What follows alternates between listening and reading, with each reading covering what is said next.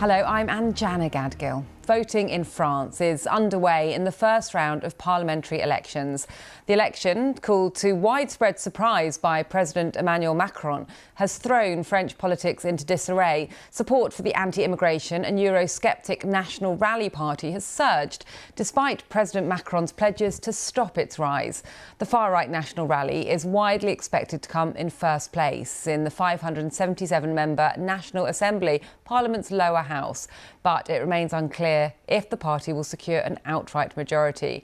The shape of the new parliament will only become clear after the second round of voting on July the 7th. Well, let's have a look at some live pictures from Paris, with voters arriving at the polls this morning. It's 9 o'clock in Paris. Voting began an hour ago.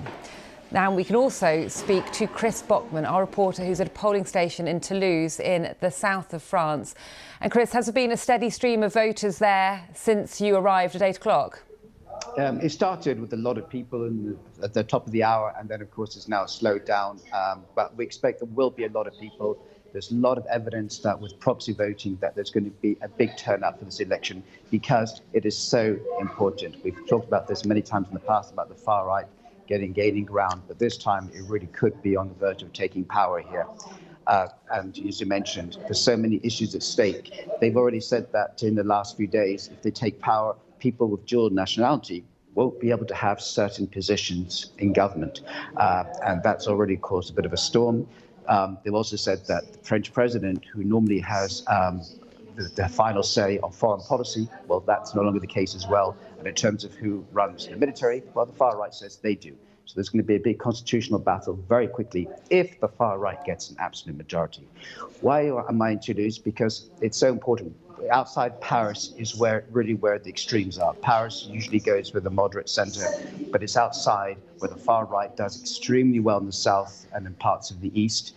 And of course, the far left also does very well in urban areas as well. And this is very much where the far left has a stronghold. But as you move further away from the city centre, it's where you get the far right surging so much in the past decade. So these are crucial moments, and we really will get a good idea by this evening on where we are in terms of extremes, and as whether Macron's gamble pulled off or he recklessly put the country into jeopardy for the next few years.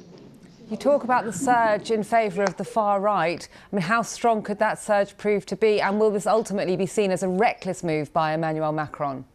Indeed. Well, he did this decision to have the snap election just 3 weeks ago after the European elections, where the far right had between 35 and 40% of the vote. I've been talking to a lot of people, obviously, in the past few weeks, and a lot said they're not this time going to vote for Macron, even if they don't support him, to keep the far right or the far left out. He said this time they're going to go and vote with their heart, not with their brain.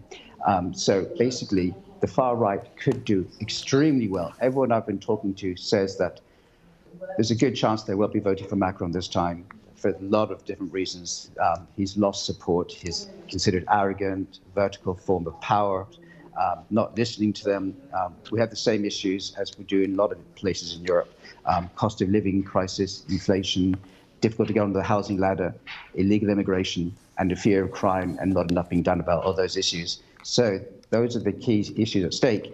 However, also because of the snap election, the different alliances had to come up with a manifesto policy in the space of 2 weeks. And a lot of people, economists down here, we have one of the world's leading economists who won the Nobel Prize for Economics, says that the far left and the far right have economic policies that make no sense. I can give you two examples. One, the far left says that the retirement age will be reduced from 64 to 60. Most countries in Europe now are going towards 65 to 67.